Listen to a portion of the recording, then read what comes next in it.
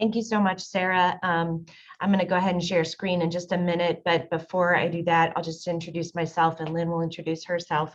So my name is Melissa Messina. I'm an Executive Vice President and the Associate General Counsel here at HJ Sims. I joined the Sims teams 4 years ago after practicing law for 13 years here in the Mid-Atlantic. And I serve on the not-for-profit banking team, and I also do some in-house legal work here, working with senior living communities across the Mid-Atlantic region. Lynn, do you want to introduce yourself? Sure, thanks, Melissa. My name is Lynn Daly. I am an Executive Vice President based in Chicago, Illinois. I joined Sims in 2020 after having worked at BB&T and Ziegler from the investment banking side, and then had about 17 years on the bank side prior to that, all in nonprofit lending. So look forward to sharing some examples of some of our clients and the experience that we've had with the moderate priced housing, but back to Melissa. Great. Thanks so much, Lynn. All right, I'm going to go ahead and hit share screen. Great. So welcome, everyone. And so as we get started, just a little background for those of you who don't know about Sims. We are a privately held investment banking firm that's been in business since 1935. We provide a host of services ranging from traditional underwriting services through strategic and capital planning, investment advisory, financial advisory, and also board education and investment management practices. So we don't just do transactions. We like to approach things on a holistic basis. And so we're just grateful to be here today. But what we're here to talk about today is the middle market and housing demand. And so we're going to talk first a little bit about what is the middle market, who's the consumer, and what is the demand altogether. We're going to hear about how we have to kind of put a different lens on things in order to reach the middle market consumer and facilitate a successful product, because it's very different than a traditional entrance fee product or your affordable products. And then we're also going to talk about what's probably most interesting to you guys, which is some case studies on some success stories throughout the country. So, you know, we're going to go through the market and opportunity, some considerations, case studies, and of course, we'll be open for questions at any time. So what is the market? What does that really even mean? You know, I think for the longest time, our industry has been really successful at dealing at both ends of the spectrum, right? So we deal commonly with the market rate communities, the entrance fees, CCRCs, even the rental CCRCs tend to be, you know, much more on the market rate side of things. And then there's the affordable, the tax credit housing, the HUD housing, and then also through, you know, the traditional kind of state-run, you know, senior living, skilled nursing type scenarios. But you know, for the longest time, there has really not been a ton of focus or even success in that middle part of the arrow. And so why do we need to focus on this, and why now? And so a recent Transamerica Center for Retirement Studies publication noted that with the baby boomers, which we've all been hearing about the silver tsunami for quite some time now and appears to theoretically begin cresting, you know, the baby boomers have estimated that their retirement savings needs on average are about $750,000. But if you look a little bit more deeply into this, you'll see that at least 33% of them anticipate that they're going to need less than $500,000 to retire on, which is a very small amount, considering that a lot of the entrance fee CCRCs that we're talking about usually have an entrance fee that is in that, you know, $100,000 to $500,000 range. You know, there is a significant portion of the baby boomers, about 43%, that are looking at over $1 million in savings necessary to retire. But you know, that leaves about 57% or 56% rather, of the total population that is less than that.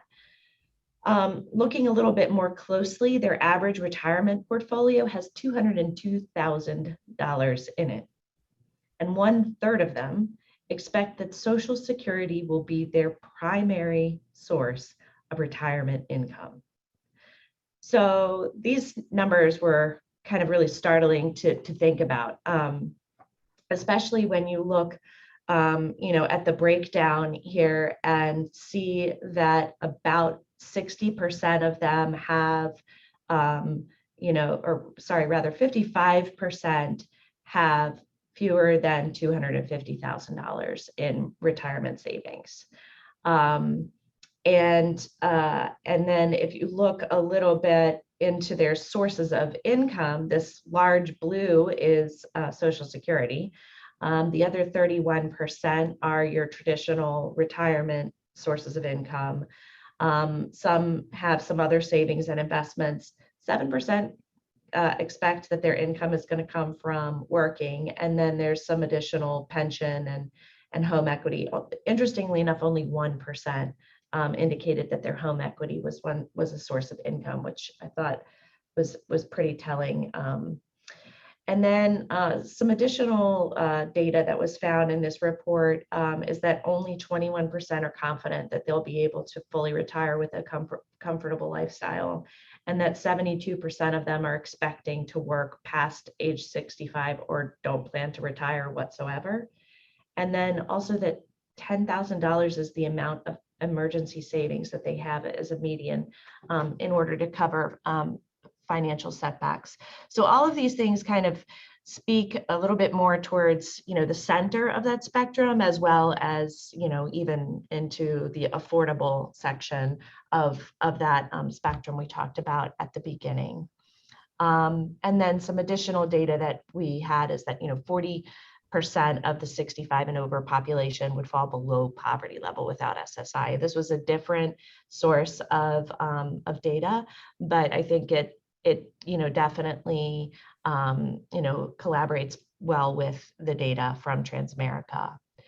So who is the middle income? The Pew Research Center defines middle income adults as households that have between 2/3 and twice the national median income.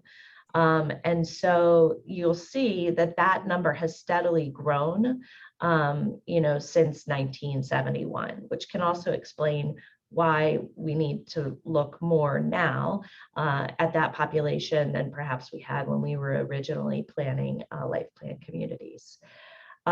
Nick did a study, and a key component in that study was that folks that are in the middle income don't qualify for Medicaid, but can't afford existing senior living communities. And they looked at folks that were in the 41st to 80th percentile of income. And here you'll see that, that means that the median income was, in the $40,000 range. And so, and as we've seen, a great bit of that is expected to come from Social Security.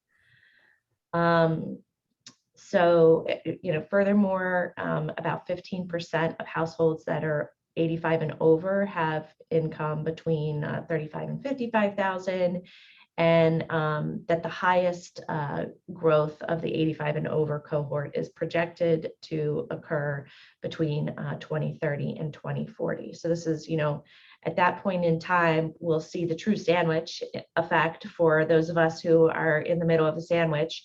And are, have our millennials and exennials and zennials on the one side, and then the baby boomers on the other side. So, some additional data regarding, the middle market is that, the average independent living rent and medical costs were estimated to be around $45,000 versus the average assisted living is $60,000. And of course, since there's no, governmental source of revenue to pay for assisted living rent and medical costs other than Medicare or Medicaid if they qualify. These are pretty significant numbers as compared to the income sources that we were talking about. So that's part of the problems. And I'm going to finish talking about a little bit more of the problems, and then Lynn's going to talk about some solutions. So the biggest question is, all right, so with all of this, how are we going to broaden access to quality senior housing for the middle income seniors? And what we have seen, and I think what our case studies will also kind of cover as well, is that this approach needs to be multidisciplinary.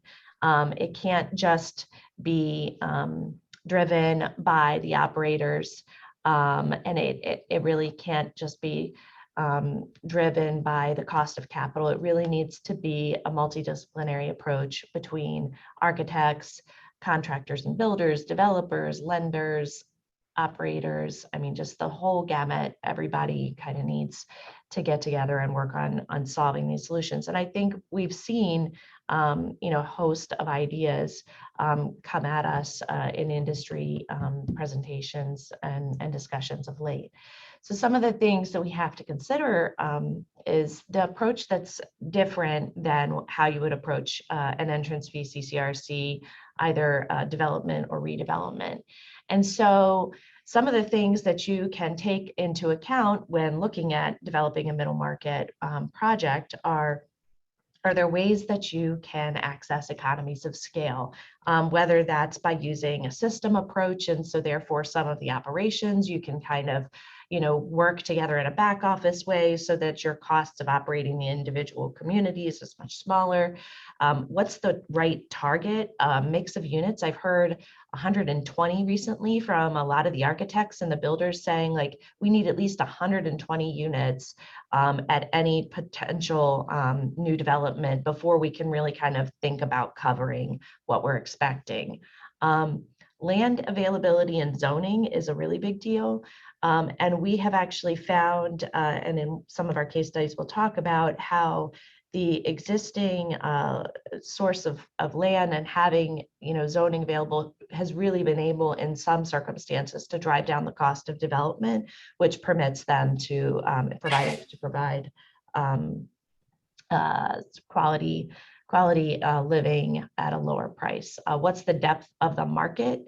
Are you really looking at kind of the high-end markets? What markets are you looking at in order to provide this? How quickly can you get from concept to the market? And market, I don't mean the financial markets, but I mean market as in the ultimate senior living residence. And then what is the organization willing to tolerate as far as risk is concerned? So generally, some of these projects are sponsored by large organizations. And so, how much are you as an organization that is putting forth a middle market strategy willing to kind of put up in order to support that strategy? So, one of the other things, we talked about earlier was the income, right? And so, that generally they don't have a significant source of, assets to begin with, and then they have this monthly income that's essentially derived from Social Security or other sources. And so, for some clients of the middle market, the monthly service fees are going to be a much larger challenge for them than the entrance fees. When we were talking about in the Transamerica study, kind of like retirement savings and income, they didn't talk necessarily about home value and equity as a source of wealth, but there is still a decent amount of that that's been able to be used to support entrance fees, but also folks have been working in reverse mortgages and kind of doing, kind of accessing their equity to some extent for income. So these are just things that we need to consider. And independent living residents typically spend about 60% of their income on monthly fees. So I don't know if you think back to when you were first working on your first budget, when you were out of college and you were looking at buying your first house, and somebody said, okay, you want to make sure your mortgage payment's about 30% of your overall income. People are looking now at 60% for seniors who are moving into senior living communities, for them to spend about 60% on monthly fees, which is really significant. And then, one of the other challenges that we encounter, and all of us encounter these days, is the cost of staffing and operating expenses. So, when we first were talking about senior living, personnel costs were between 50 and 60% of operating expenses. That number has increased, but I haven't seen data recently that's kind of covered the Great Resignation and all of the increase in costs for the new seeing operations in this environment. And we're going to see this continue to increase with inflation. And another aspect is that nonprofits that approach operations have historically tended to staff at a much higher level than their for-profit competitors. And so all of this kind of shifts to the idea that there needs to be a complete paradigm shift, rather, in approaching the middle market operations. So with that, I'm going to stop talking about problems, and Lynn's going to start talking a little bit about solutions. Thank you, Melissa. And the staffing, just following up on that discussion, I mean, as everybody knows, once you increase the wages to attract the dynamic workforce that you need, you can't bring those wages back down. That is a permanent thing. So what are some solutions? One of the things that we've seen is, as Melissa mentioned, time to market, and not meaning the investment or the debt market, but more getting the facility open and generating revenue. Time can be money there. So the faster you can get it up and open, the better. We've seen things like prefab cuts down the time for construction. It also takes away any kind of weather implications that you have. I'm in Chicago, and we have lots of weather days, rain days, snow days. So what can you do to cut down the time? Because then that cuts down your capitalized interests that you need to be able to make the project work. One thing with the majority of the middle market product is rental. The vast majority is rental versus entrance fee. So that helps. You don't have the pre-sale requirements when it's rental. The depth of the market is there, as Melissa mentioned, with those statistics that were kind of scary and sobering in terms of the depth of the market for middle market. So typically, filling up middle market projects has not been a problem because the demand is so great for it. So that helps get the speed to the market, the speed to getting it open. So that helps with the pro formas on how we get it done, which is the speed to the market. And then one other thing I would spell out too that goes hand in hand with what Melissa was talking in terms of considerations is the land. If you can work, we're seeing a lot of communities right now. They've solved the school problems. They've got school options. We're seeing a lot of communities, townships, villages now focusing on housing. And so we have seen some townships being very creative when it comes to working with providers on building middle market housing because the need is there. So if there's something that the community owns, you might get some breaks, some good community development funds there to make that happen. So plan of finance considerations on the next slide. There's lots of debt structures that can, or there's lots of structures that can work. There's debt structures, there's other sources, capital campaign, equity. We just did one with Landis Place on King in Pennsylvania, and they got some foundation money as well. So don't underestimate the capital campaign side of thing. I know it's not a typical source for entrance fee projects, but for the middle market, you are tapping, you're helping a different demographic, and there could be some funds, whether it's grants or campaign funds available there. And then likewise, we talked about the cost of issuance or the cost of issuance fund and interest. The quicker to market, the lower that can be. But on the next slide, we talk about some of the financing. Sorry, we took out that slide. So some of the plan of finance considerations back on that one. you can look at HUD, bank placement, low-income housing tax credit, agency financing. I do want to note that some of these are dependent on the levels of care that are being provided, and or some of them do have eligibility restrictions.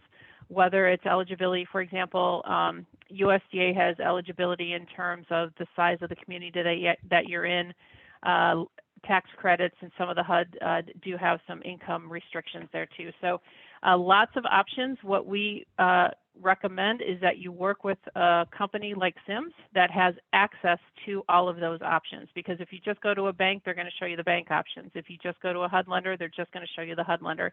You should work with somebody who has access to traditional forms of debt, be it bank, bonds, but also has access to the agency financing and USDA and HUD and Fannie Freddie. So if there's one takeaway there, that on the financing is work with somebody who has access to everything. So sorry, go ahead, Melissa. Levers for success. We are seeing a huge number of providers look at middle market housing or moderate price housing. But equally as important, this is where we want to dispel any falsities, is it can get done, and they are getting done. It's not impossible. Yes, it's harder than an entrance fee model to make it work, because you don't have that cushion of the entrance fees there, both on the upfront or the initial entrance fees as well as the turnover, but they are getting done, they can get done, and a lot of people are looking to go into that market. It is a very, very, very different operating model, as Melissa noted before. I would highly recommend you approach it differently than your entrance fee. Get different people around the table, because if you start with an entrance fee apartment building, for example, with your, doing what you did before with your architects and the same numbers and the same operating model, and you just strip it down to make the numbers work, you're going to feel kind of yucky. Because it doesn't feel good to be taking away. What you really need to do is start with housing. It's housing, and then you can wrap the services around it. So you really need to come at it from a different approach. Different amenities, smaller units. They're still very, very nice, but they're going to be smaller, and you need to approach it differently, especially with the architect. Because these aren't going to win awards, and you don't need them to win any kind of architectural awards. You're here to provide housing with the services.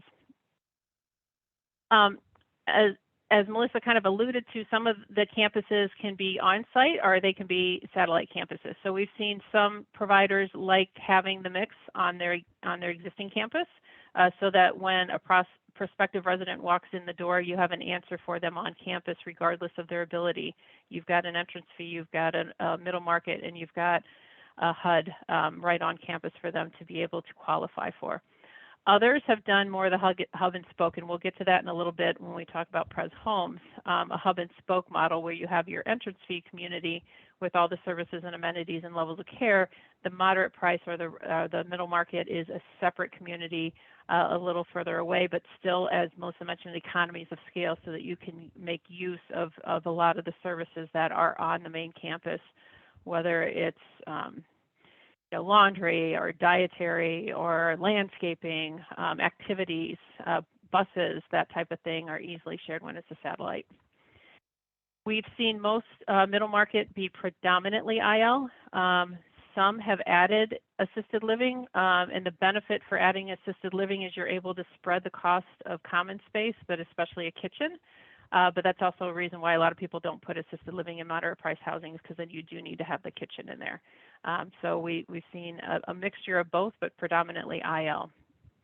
Again, limited services and amenities. Again, it's going to feel yucky if you start with your entrance fee model, but if you start with housing and you add the services there, it's okay to charge for extra storage. It's okay to charge for parking, especially if it's underground or covered parking. So it needs to be a different approach with more limited services and amenities. The rooms are going to be more common rooms. You're not going to have an art room. You're not going to have a wood shopping room. They're going to be more common rooms. But it's also, again, in high demand, very low supply, and it's a great way to expand your mission if you are looking at your mission in terms of the numbers of people that you're able to serve. So there's a plug for middle market. Next up, more levers for success. Melissa mentioned scale. 120 to 150 is what we're seeing. Again, I'll get into a little bit more detail when we go to some of the case studies. It's a different value stream than what your entrance fee communities are going to be. It's serving more people, and frankly, it's serving people with higher needs and are less options, I guess is a better way to put it, than what your entrance fee communities have. Fewer customizable options. This is where bringing in the architect can help early on, make sure they have experience with middle market. What they will recommend often is, go to Lowe's and look what you can stock up on that are stock, not customized in terms of cupboards, in terms of cabinets and counters and appliances. So that keeps it cheaper. It's easier to scale. And it's still really nice. There's a lot of good options at Lowe's or Home Depot. We already mentioned the a la carte services. That would be in terms of the building with the parking or the storage, but also with care. That's where you have your wraparound services, especially if you have a home health. It's a great place, a good way to increase the home health there, offering that as wraparound services, not anything included in as a standard in what they're paying for. And then food, either a no or a low food plan. Somebody said they can do basically continental breakfast for $1 a plate. So they liked offering continental breakfast in their middle market product because it was a way to encourage community and encourage socialization of the residents. And then we'll talk a little bit about a few other no or low food plans in the case studies that we go. And then we already talked about the construction speed to get the community open. So case studies. One thing you're going to see with a lot of these is that, as I mentioned before, it's hard to take an entrance fee and then pare it down and make it work. It's a different mindset when you're middle market because it's rental. So it's not ironic that a lot of communities that have been doing this for a while and have been doing it successfully started as rental communities, are predominantly rental communities. Presbyterian Homes and Services of Minnesota is probably one of the largest of the middle market providers. I had the fortune to be able to go out and meet and interview a lot of these leaders when we were pulling this together to see how do their models work, what were their levers for success, if you will. And Lynn was very, very giving of his time and talked a lot about a lot of the levers that we had on the previous pages. But just on a high level, they have 46 communities in the Midwest. Their amenities are typically, just a smaller chapel. They are a faith-based provider. And then you'll see the other types of rooms they have there. Again, it's not going to be a huge beauty room or library. It might just be an alcove with a few chairs and some books there, and likewise with the fitness center. But they do work on a hub and spoke model. They like to be within 6 miles of services, and that services can either be one of their main campuses, but it can also be an area that's got shopping or transportation. So they do like to be close by activity. It doesn't necessarily have to be one of their communities. It often is. They tend to bifurcate the middle market into 3 portions: the lower middle, the mid-middle, and the upper middle. And they differentiate the rent from each of those levels by approximately $500 a month. And Dan was honest in saying, if you're attracting the highest level of the middle market, you might be somewhere around $2,000 a month. Getting to the mid-market and shaving, $250 to $500 off it's harder than you think. So he really encouraged in a single building to kind of have different sizes of units, and so you can attract and hopefully reach not just all of the upper middle income, but a mixture of the upper middle income as well as some of the lower middle income. That I think covers most on. Yeah, that's all for Pres homes. So we'll go to National Church Residences. Yeah, real quick, Lynn. Yep. I noticed you said 2,800 square feet for the high to mid income. That seems like a very large area for a senior. Are we typically seeing that in high demand? Am I reading that correctly? Yeah, so I think, yeah, Lynn, what you're Yes, saying yes. is that the 750 to 1750 were for the lower mid income, but for the higher mid income units, yeah, we are seeing in some of the suburban and urban areas, especially the 2,800 square feet, and even some of the rural areas. Lynn, is that correct? Yeah, well, because the construction is cheaper there at the, yes. So exactly. So the 7,500 might be more the lower middle income. The 1,750 might be more the mid income, and then it can go on up to the 2,800, because there you're able to charge a little bit more, and then that again offsets in the financials. It allows you, the more you can charge for the larger units, it helps subsidize those lower income units that might not pay for themselves as much on a per square foot basis. It's interesting. Thank you. Yeah, it's large. So National Church Residences, you're seeing there that they have a bunch of properties. They actually just purchased a bunch in Texas, a whole portfolio in Texas, and that is something that we're seeing a lot more of right now. Is purchasing of units of middle market versus construction of units. We have our next example, we'll talk about how they were able to basically buy it cheaper than they were able to build it. So we're seeing that more recently. It was just announced this week on National Church Residences too. So these numbers are already stale in terms of the size of their presence in the industry. But National Church Residences is one that they have in terms of meals. They do a declining balance. It's basically $100 a month for meals, and it's a declining balance that is not refundable at the end. So you use it or you lose it. Anybody who has meal plans knows you don't have those all reset on the same day, because otherwise the day prior to when they reset, you're going to have people cleaning you out and taking a lot of carry-out meals home. But that is how they do the meal plan. They did feel that the meals were important for community there. But they also have extras. They do have upcharges for parking and storage. And then finally, they have a hub and spoke of their Inniswood Village in Ohio. It's a hub and spoke with the First Community Village. So if anybody needs a higher level of care, they would go to First Community Village down the road. And then finally, Inniswood Village, it did have some AL in there because they do have a full kitchen.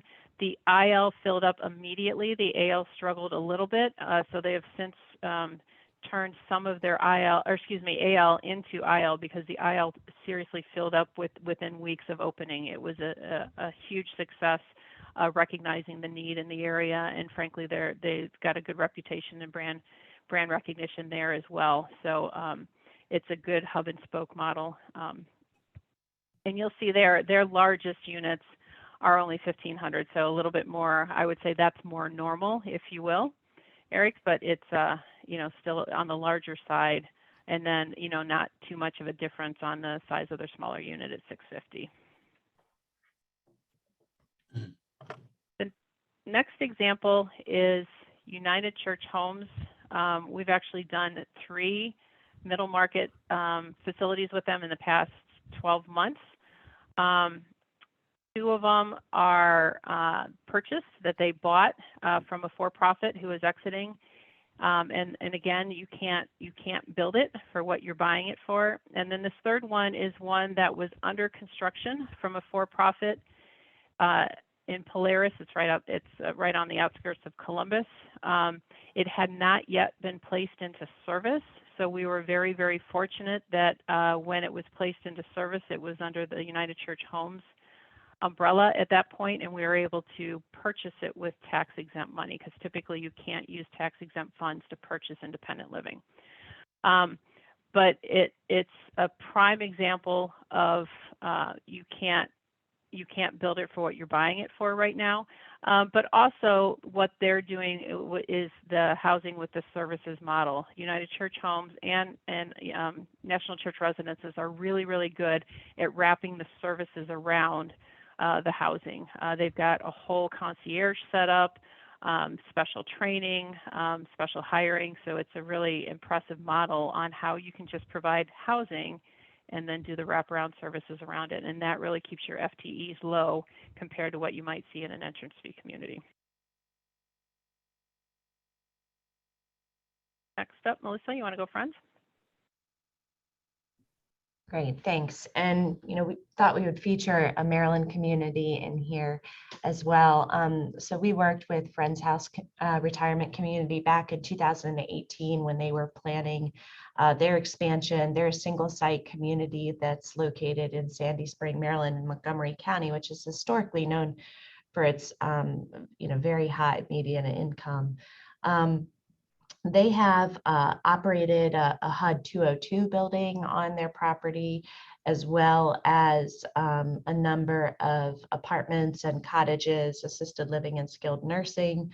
And then, shortly before the 2018 financing, or rather quite some time before it, they'd been working on planning an expansion to the community, as well as complete repositioning of their affordable housing.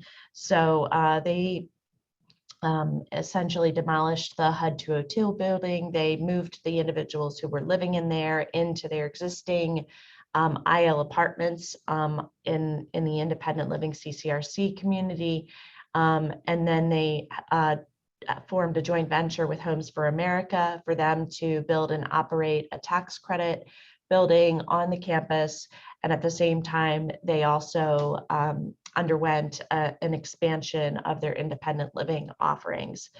And so this project was, very interesting for a number of reasons. One is that, as you can see in the picture here, they have a fairly large campus in Montgomery County. And so this is a circumstance where they were able to leverage existing real estate in order to cut the total project costs down. So that was extraordinarily helpful for them as far as an overall project budget is concerned. They went with the lodge style housing units, which essentially had, anywhere between 10 and 13 individual units in each lodge, to cut out on concrete and rebar costs, and because it was essentially just, bricks and sticks, except it was just sticks and, siding to a good bit with some bricks. So they were able to cut back on some of the really expensive components of construction. And as such, they put together about 27 of those units. The one bedroom units were between 920 to 1,100 square feet. The cottages that they put together were 1,300 to 1,500 square feet. So much more what you were talking about there, Eric.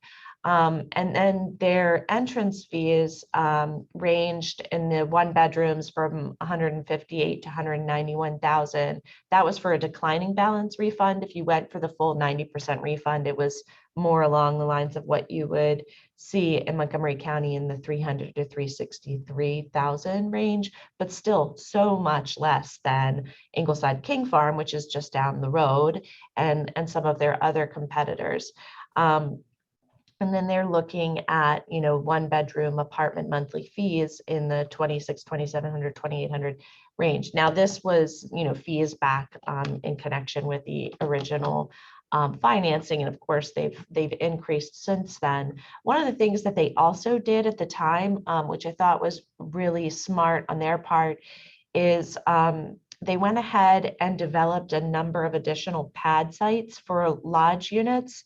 So they pulled in all of the water and sewer infrastructure at that time. and just essentially were ready to kind of put the shovel in the ground at the location, so that after they filled these 27 units, as they have become ready, then they plan to do the additional units. They are still working with Montgomery County on the permitting process for that, but they have done a really great job in expanding that, and they were full very quickly. And all of the residents, or a good number of the residents that had moved from the 202 building into the main building, are now fully over in the Homes for America building. So it was a lot of construction on their site for a period of time, but I think that they've really been able to leverage their existing assets in order to continue to provide, a really good moderate value product in Montgomery County. Lynn, you want to talk about Gibbons, and then we'll open up for more questions? Sure. And Melissa gave that's a good example of entrance fee. Most moderate price housing communities are rental, but there are entrance fee communities that also work. So Gibbons Estates is one of them, and it's an example. We've listed the entrance fees on here, and their monthly fees, and some would argue that those monthly fees aren't moderate price, but it's got to be taken into context in the community that they're in. So these guys are in Asheville, North Carolina, and their fees are very, very moderate compared to the competitors down the road, as Melissa was mentioning on the previous example. There's also another provider out in Washington that we had at the SIMS conference that charges entrance fees as well, and they had a rhyme or reason on how they do it. They charge, their entrance fees were 50% of what the average home value is, and they had assisted living on campus. So what they would do is you have that entrance fee, which is 50% of the average home value. That entrance fee is refunded at the time that you go to a higher level of care, and what their reasoning there is that way you all of a sudden have whatever, 66, 100,000, then that can then be used for your higher level of care. So you're not coming at assisted living in a diminished financial position. You're actually getting your entrance fees back.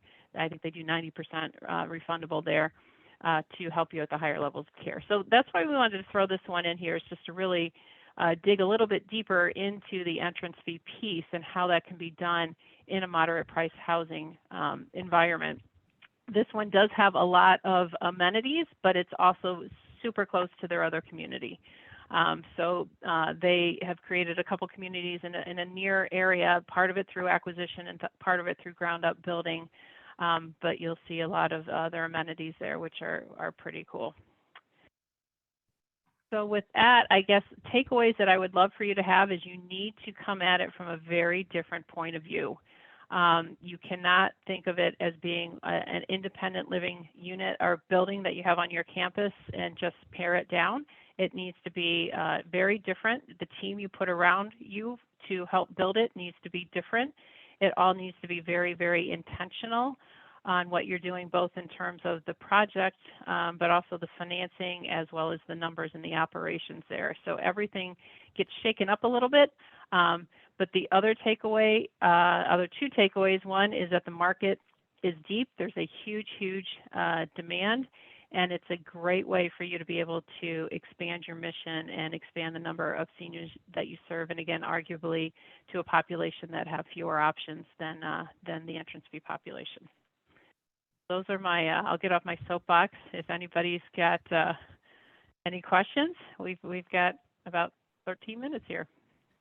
Yeah, and Lynn, I want to echo what you said about making sure your team is assembled that understands, the product and the market that you're aiming, that you're targeting. We have seen, a number of scenarios where folks who are used to that entrance fee marketing, your entrance fee marketing team comes in and says, oh my gosh, we have to have, manufactured hardwood floors here, or those types of things. And because that's kind of like the base of what's considered acceptable for their entrance fee, CCRC communities. But really that is not what we're looking at necessarily. It doesn't mean that they're getting shoddy workmanship or shoddy products. It just means it's different. And so you can certainly provide, the same quality of living, but just, you have to come at it, like you said, from a completely different perspective. Any questions? Lynn and Melissa, this has been great content. Thank you so much. Your slides were great. I do have one question that came in to me here, and it's how do smaller nonprofits navigate the extensive financial and planning landscape that puts them at a disadvantage with the larger organizations, specifically for profit? Can you speak to that variation for the not-for-profit and for-profit a little bit? Yeah, you go ahead and start. Sure. Sure, and I mean that was a loaded question, but a very good one. There's a couple things. One thing I was cognizant of is a lot of our examples that we gave were large multi-sites, be it Pres Homes or National Church or United Church, but the Givens and the Friends House are two of single sites. So it is doable on a smaller scale if you don't have just the huge machine behind you like a Pres Homes might have to do it. It is absolutely doable. One thing we've seen when it is a nonprofit, nonprofits are really, really good at working with the local community. So nonprofits, you tend to see them more rolling up their sleeves, calling the YMCA, what can we do with you? Working with the township, this is a need. You have excess room where that old car dealership used to be. How can we work together? So you have the added advantage as a nonprofit really for being in it very clearly from the get-go from a nonprofit point of view. Not to say that for-profits are sinister by any means, but you've got the community buy-in because of your reputation in the community. So I would say leverage that to get as much as you can in partnerships and donations, in tax, abatement, whatever you can from the locality, and take advantage of it that way. So that is an advantage that nonprofits have over for-profits. And I think also, ensuring that you're working early on with someone who has a knowledge of the financial and the development markets that you're approaching so that they can kind of help you along the way, kind of do gut checks on the project. So, and there's a whole host of qualified groups on the development consulting sides, ranging from very small kind of 1-2 person shops to, the really large shops as well. I'm not going to name names on any sides, right? But there's really great qualified folks who can help out with kind of navigating that from a, projections and analysis and those types of things. And then also, we always encourage individuals to have their financial advisor, their investment banker, work with them from the beginning. They don't get paid on an hourly basis, so you can feel free to kind of bing them for whatever information that you can get. It's free advice for you, and it also can help kind of set expectations. Even having them be part of the team with your architects, we regularly go out and speak with architectural firms to help talk to them about, the financing aspect of things and kind of the state of the industry from that perspective as well, so that we can all work together to kind of get to that. So just kind of like Lynn said, with a lot more words, leveraging your relationships. And then taking that a bit further, if I can, Sarah, I've got a nonprofits, one in California and one on the East Coast, and they are both partnering with others to get it done. It's a tiny nonprofit, and on the West Coast that is partnering with a for-profit provider / developer. So it's somebody that can both develop and work on the provision of services, because they are going to be adding some AL in there. And so it's going to be a joint venture. It's going to be a for-profit joint venture, and that's fine, but the nonprofits is really kind of controlling the mission, the vision, and the values of the new entity. And then likewise, the one that we're working with on the East Coast, they're partnering with a construction firm. So that way you're sharing the risk, you're sharing the equity, and you're sharing the vision, but the nonprofit then would be the operator in that regard because they have the experience, but they're not having to bear the full brunt of the equity and the risk. So there's lots of ways to be creative, and that's kind of, you just need to come at it from that perspective, that this isn't going to be easy, but it's the right thing to do, and we're just going to keep plugging around and call on our friends, as Melissa mentioned, to bring them to the table to get to learn more on how they can do it.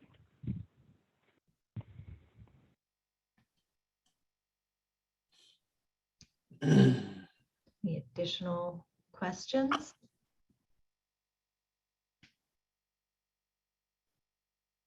Yeah, when you spoke about developing those partnerships, especially for the smaller nonprofits, and I appreciate that advice, leveraging relationships versus leveraging capital is smart. So when you look at identifying that need, what do you think your initial starting point should be after you've identified the need for additional units, and not so much maybe middle market, but even that mixed income bracket? What are your suggestions? Yeah, it always should start, Eric, with a market study, because that frankly is going to be something that you're going to need to show that the market depth is there at that specific location. But it's also what you would use to then talk to potential partners, obviously the financial markets as well, to show the depth of the market. Because especially if in a rental product, if you're not going to do entrance fees, you don't have the pre-sales to test that out ahead of time with your pre-sales. So that's where I would start. If you want to, if you're exploring in terms of who should we partner with, I would always start with start talking locally first and see if you can garner some local community support, because again, you're in the best position for that. And the stronger you make the case, the more interested parties you can bring to the table in terms of developer or other potential partners that might be bringing the equity too. So start with the market, show that there's a need there. Ideally show local demand, both from the market side, but also the community and what they're willing to bring to the table, and use that as leverage to entice others to join you and take on some risk and equity in it.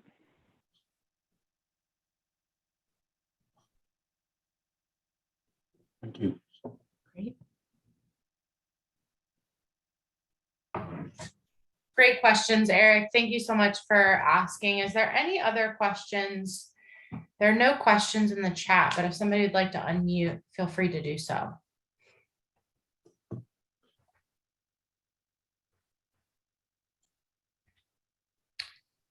Great. Well, Melissa and Lynn, any final words of advice or anything to add? And No, I think we covered it. We're always available. If you have any follow-up questions, we're more than happy to chat with people. Lynn's been doing this a little while. I mean, she was a child prodigy in senior living. So, you know, she's been, you know, the guru for middle market for us, and we're just really happy to have her as part of our team. I put our information up as well if you have any questions. great. Thank you so much. And we'll be sure to share these slides and the recording in our digest, but also for those that attended today as well. So you can reach out to Melissa or Lynn if you have any questions. Thank you guys so much for joining us today, and I hope you have a great rest of the day. Thanks so much. Thank you.